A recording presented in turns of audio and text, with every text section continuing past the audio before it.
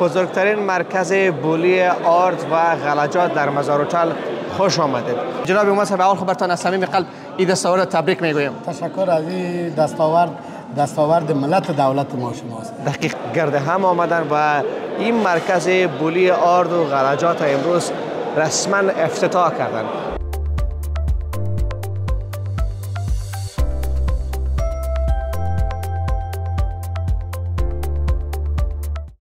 در همین جای جمع شده جایی که بولی است. بولی معمولا گندم و آرد است که امروز عملا برگزار می شود. افتتاحیه غلجات آرد و غلجات هست. الحمدلله بسیار یک جای افتخار است که امروز در ولایت بلخ این چنین افتتاح تاریخی را داریم.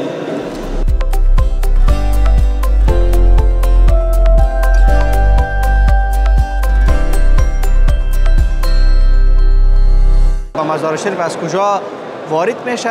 این را با یک دو تن از تجارای عزیز ما مصاحبه میکنم، معلومات از اونا میگیریم.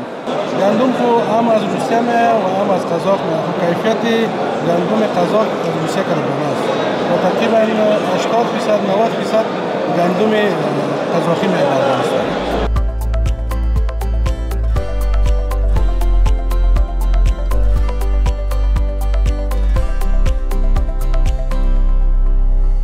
که ببینید که اینا چگونه بای بالا میبره و پایین میره، مثل بولی که در مارکت علمخان در خربزه و تربوز میشدن.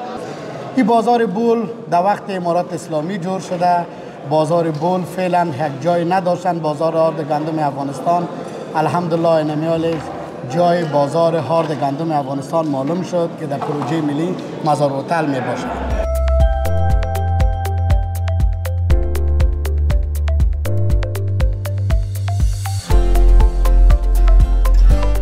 بعض از تجارای عزیز ما که کار گندم آرد میکنه یک ذره با کامرا حساسیت دارن، از این خاطر ما زیاد نخواستیم که مزاحمشون شویم. ولی نمونه‌ای که تازه جدید جور میشه با زور کسی که وارد میکنه میاره در بازار برای مردم معرفی میکنه که ما این پیگارد به این کیفیت وارد کردیم.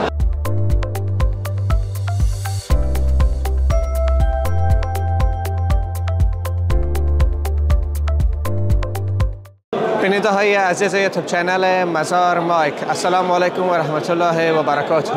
وقت همه بخیر. بزرگترین مرکز بولی آرد و غلجات در مزارچال خوش آمدید. جایی که به صدها تاجر کشور ما، خصوصا تاجرای سمت شمال افغانستان اینجا گرد هم آمدن و این مرکز بولی آرد و غلجات امروز رسما افتتاح کردن. ما این استرنپ در قسمت آخر برنامه گرفتیم چون بیروبار ازدحام خیلی زیاد بود. برنامه رسمی بود. ما نمیتونستیم که آزادانه صحبت بکنیم به خاطر ادای احترام به دیگرها و به خبرنگارا، چون طرز گزارش ما با خبرنگارا یا خبرنگاری که در رسانه‌های دیداری کار میکنن زمین تا آسمان فرق میکنه. پس ما معمول اصول را رعایت کردیم، سکوت اختیار کردیم و در آخر قسمت برنامه ما استنداپ خود را شروع کردیم. این رسما افتتاح شد. ما صحبت‌های هموطنان عزیز ما را میشنویم در لابلای برنامه و شما هم خواهش میکنم که تا آخر قسمت برنامه با ما باشید. با مسئولین مزارچال هم حتما صحبت میکنیم که در اینجا منظورش از آرد و غلجات کدام غله است، اینا را حتما پرسان میکنیم. واقعا امیدوار هستم که با امروز روز هم باز بیاییم که ببینید که اینا چگونه بای بالا میبره و پایین میره، مثل بولی که در مارکت علمخان در خربزه و تربوز میشدن. همین چون یک موضوع است فکر میکنم. تا آخر دقایق برنامه با ما باشید، حتما ما شما را در جریان میگذاریم.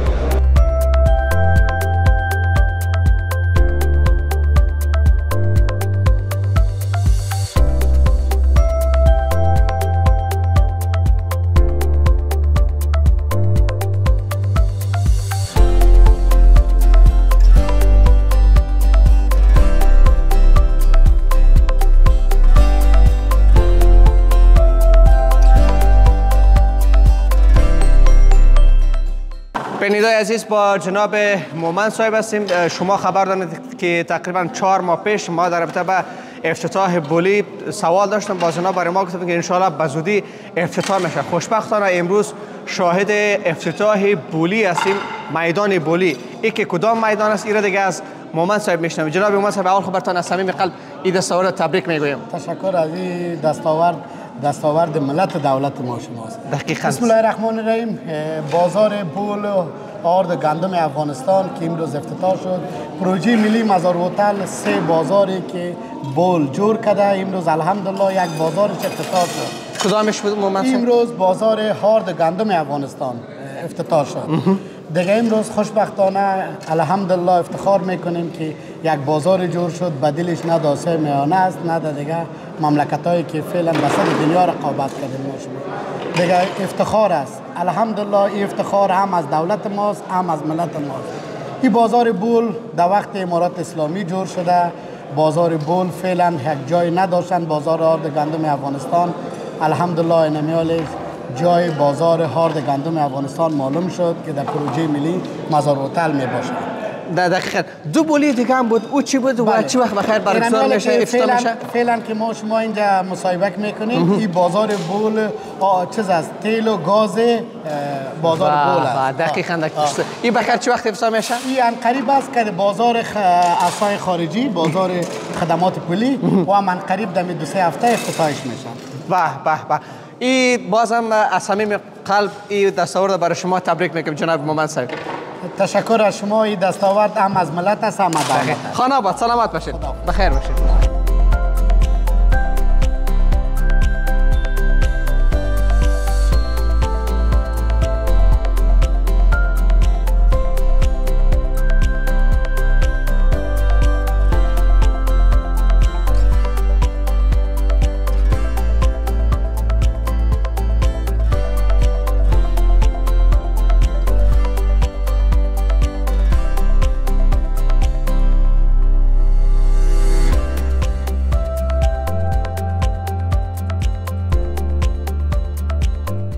به اجازه همگی شما می خواهم که چند دقیقه و کوتاه و مختصر در حضور شما صحبتی داشته باشیم که امروز الحمدلله محفل و مجلس ما و شما افتتاحیه غلجات و آرد و غلجات هست.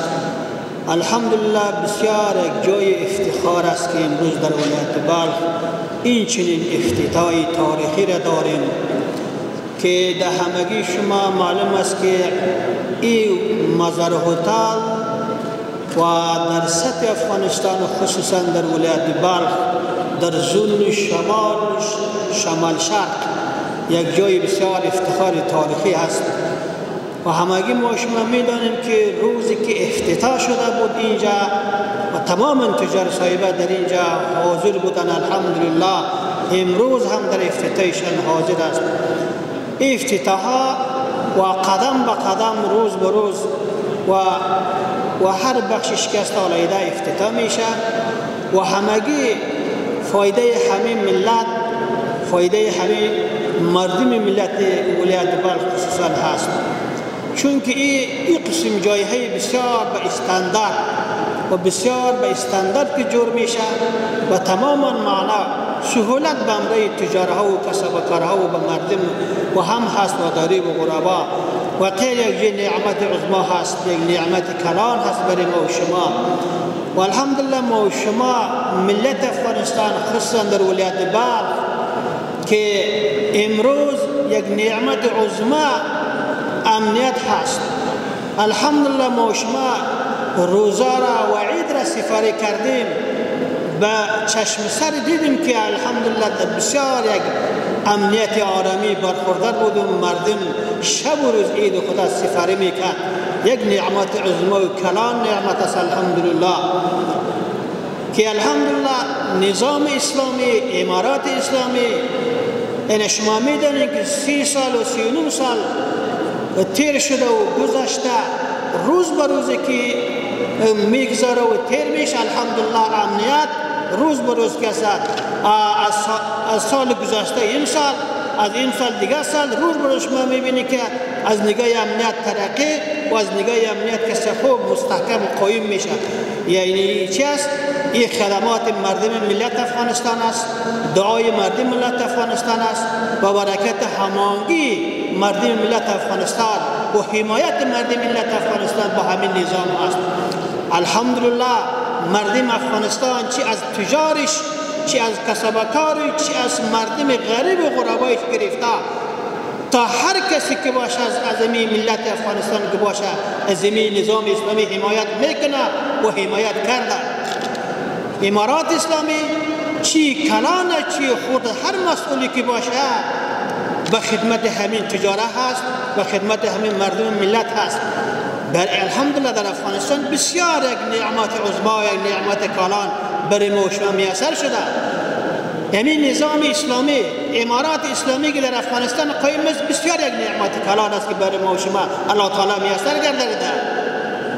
بعد از که امنیت هست بسیار یک نعمت خداوند است که برای ما شما میسر گردانیده.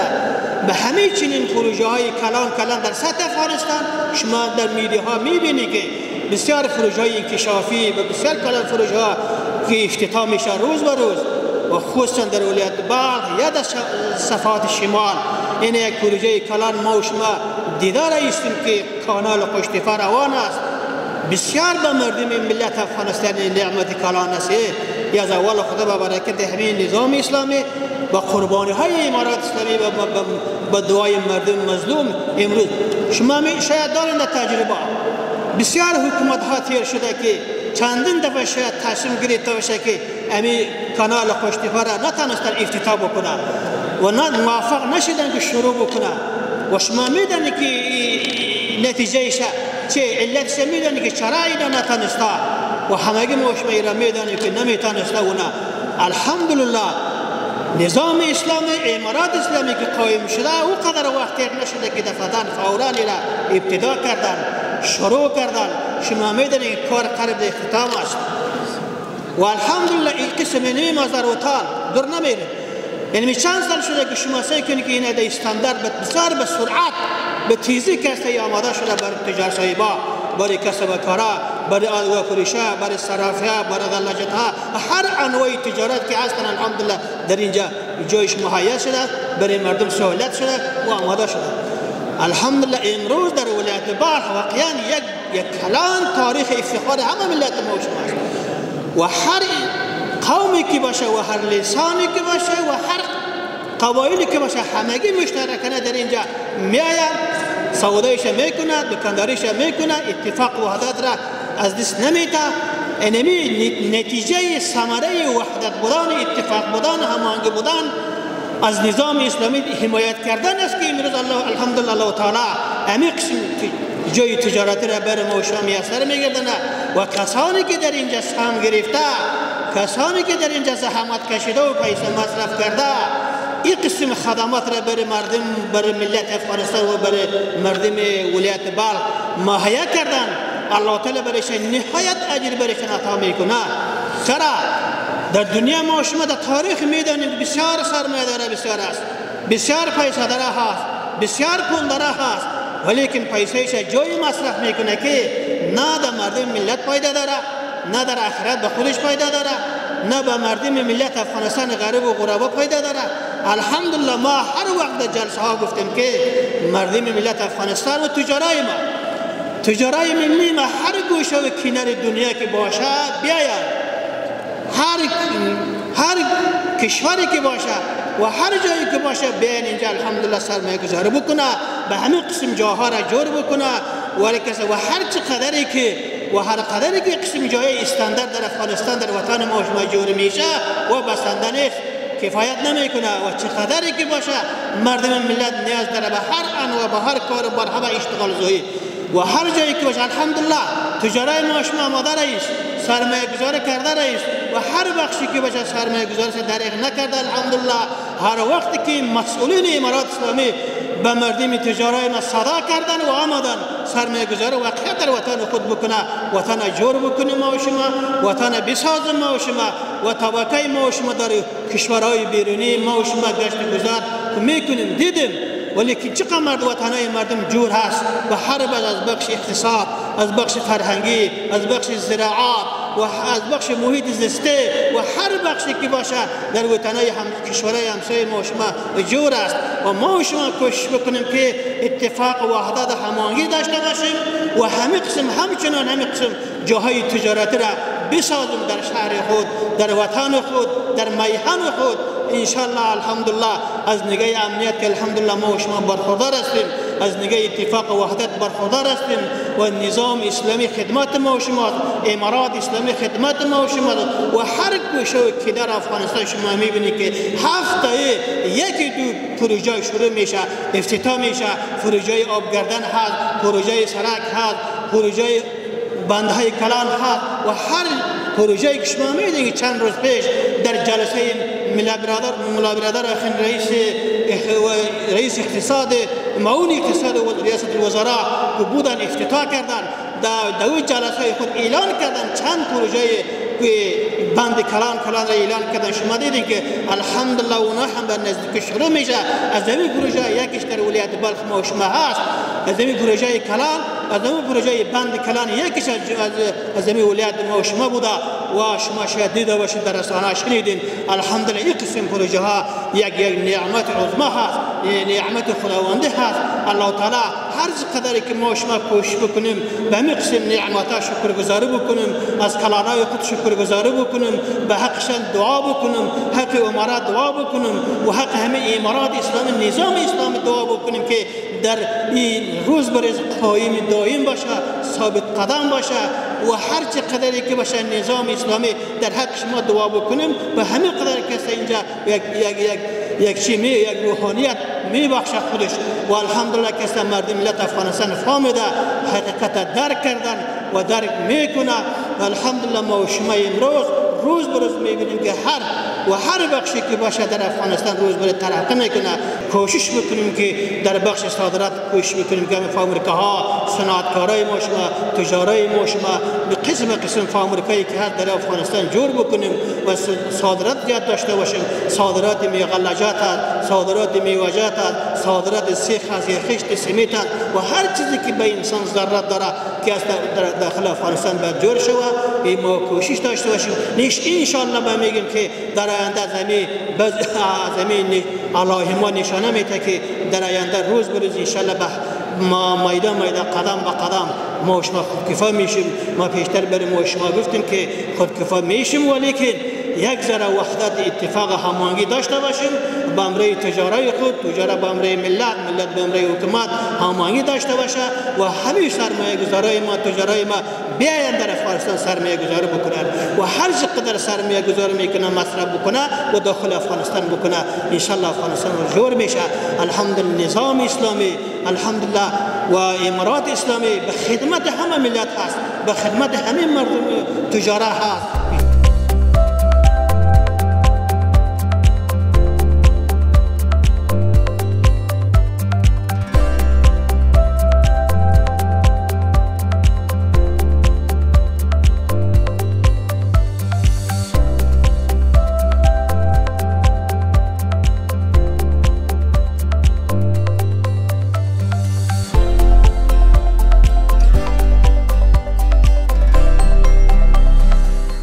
بینندگان عزیز سلام مجدد.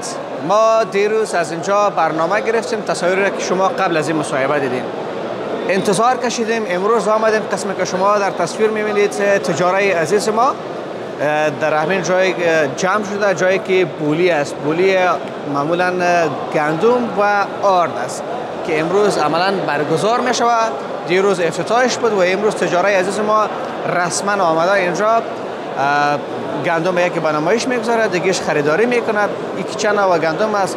معمولا گندم در مزار شریف یا به مزار شریف از کجا وارد میشه، این را با یک دو تن از تجارای عزیز ما مصاحبه میکنیم، معلومات از اونا میگیریم. با ما باشید انشالله پس در خدمتتان قرار میگیریم.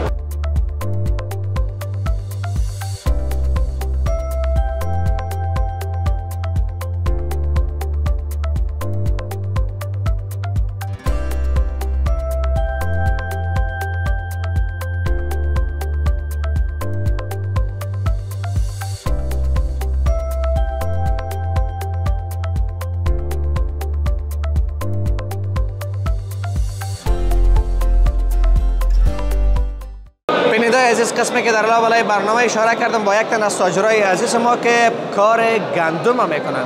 به یک چند سوال بکنم و اطلاعات از اونا بگیرم. آقای محترم سلام علیکم. و علیکم السلام. خوب هستین؟ بخیر؟ صحتمند؟ الحمدلله. سلامت. خانه آباد. نامتان؟ اسم اختربوق، یک تن از تاجران شهر مزار شریف، در ضمن اعضای اتحادیه آرد و غلجات افغانستان اینجا خدمت رئیس جمهور. سلامت باشید. چند سال باشه که کار آرد یا کار واردات گندم ما میکنید؟ در کاروبار گندم ما خود در حدود 10 سال میشه. 10 سال؟ در مزار شریف یا جای دیگر؟ در مزار شریف. در هرات هم است، از بندر توربندی هم میاد و بندر اقینا هم است و از ایرتان هم است. معمولا گندم از کجا وارد میکنید؟ گندم رو از روسیه هم وارد میکنیم و زیادترش که از قزاقستان است. خب شما گفتین که دو نوع گندم است، یکی گندم روسیه یکی گندم قزاق. ولی گندم روسیه به نظرتون خوب بازار داره در افغانستان یا گندم قزاق؟ گندم رو هم از روسیه میاد و هم از قزاق میاد. کیفیت گندم قزاق از روسیه کرده است و تقریبا 80% 90% گندم قزاقی میاد در افغانستان. 80% مردم. حتما کیفیتش خوب است که مردم زیاد وارد میکنن. گندم خود وطن شما امی تقاضای بازار آورده کردن نمیتونه، کم است به نظرتان؟ یکی تو گندم ما که از کم است و دیگه گندمی که با مو کیفیت کار نمیکنه مجبور کردش دیگه گندم گچ شوه که آرد بده. باز شما گندم نمونه شده ای بولی میارین چه قسم است؟ امی بولی تان چه قسمی است؟ این بولی خیلی رقم است که وقتی که آرد گندم از بندر ایرتان تیر میشه باز ما اینجا نمونهش میاریم در بازار. باز اینجا کمیشن کاراست دیگه نمونه در دستشان گرفتگی میباشه، هر کس که ضرورت داره از روی نمونه فروش میشه. بازاریابی میکنه یعنی؟ بله. چیزی که نرخ فروش است قیمتش بله. فروش میشه. یک جای خیلی منظم دیروز برای شما افتتاح شده. همین لحظه که ما شما استاد هستیم اینجا بولی گندم برگزار میشه. چقدر خوش هستید که یک جای براتون فراهم شده؟ واقعا که بولی را جور کردن که بازون شمال از خود چیز نداره. مثال نداره، مانند نداره. مثال نداره. در منطقه مثال نداره. واقعا که بولی استاندارد است. بازی بولی هر روز است یا از خود وقت داره یگان روز از هفته چند روز برگزار میشه؟ این بولی روزانه می باشه، از ساعت 11 بجه شروع می باشه تا 12 از 11 تا 12 بله. این هم بود معلومات با یک تن از تاجرای عزیز ما در رابطه با وارد کردن گندم. بسیار زیاد تشکر. لطف کردید. سلامت باشید. خانه آباد. بخیر باشید.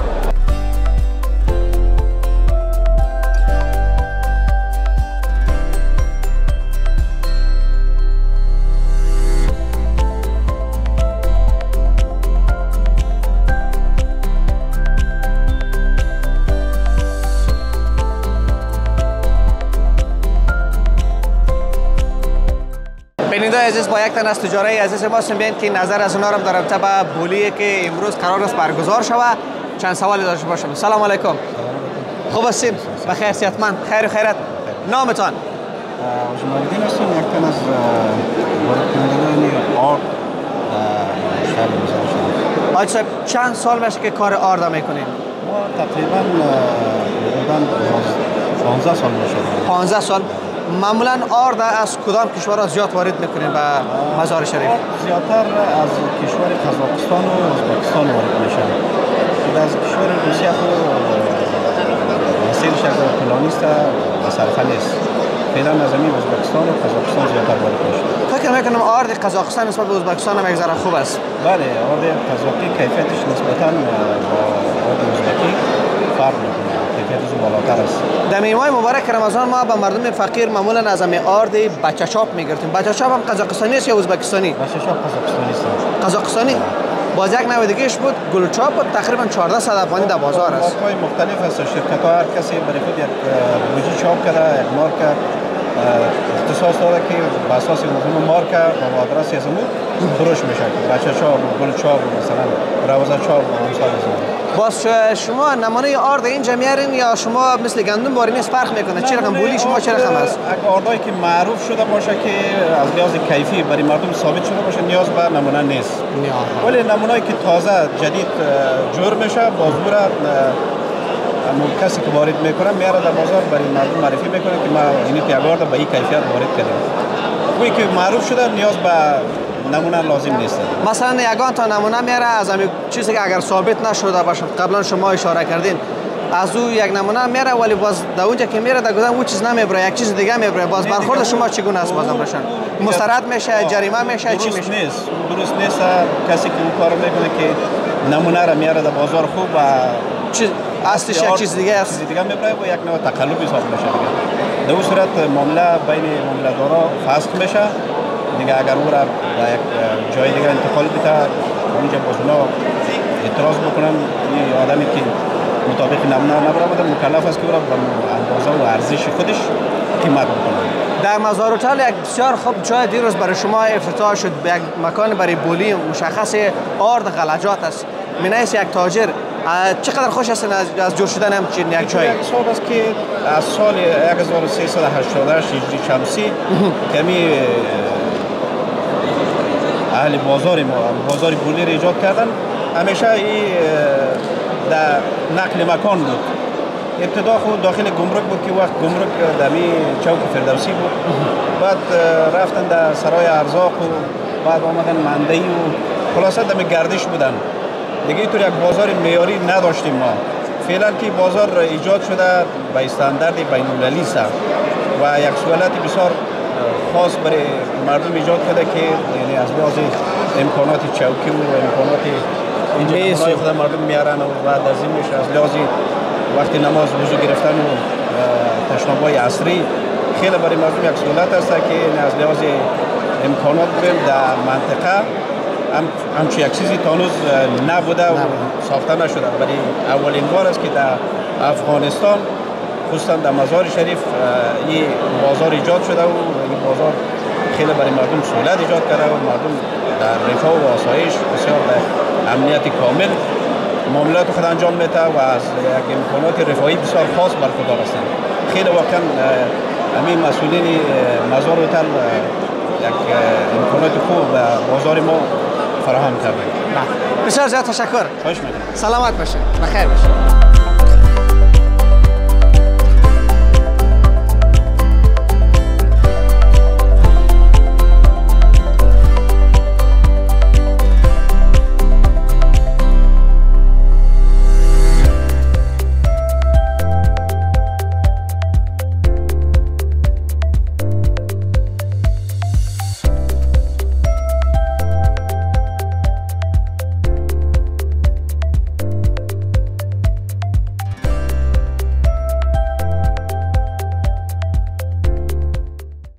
بیننده عزیز از شما یک تشکری ویژه میکنم که تا آخرین دقایق برنامه با ما بودین. بعض از تجارای عزیز ما که کار گندم آرد میکنه یک ذره با کامرا حساسیت دارن. از این خاطر ما زیاد نخواستیم که مزاحمشون شویم و آمدیم در روبروی مزار هتل همراه شما خداحافظی بکنیم. امروز با یک برنامه دیگه هم رسیدگی بکنیم چون از برنامه بسیار پسمان هستیم. حداقل یک دو برنامه و سه برنامه ذخیره داشته باشیم. تا برنامه بعدی که ما حیات الله اسحاقزی در خدمت شما قرار میگیریم. همه شما را به خداوند که ما شما را خلق کرده و ما و شما روح داده جان داده میسپاریم. خدای پامان.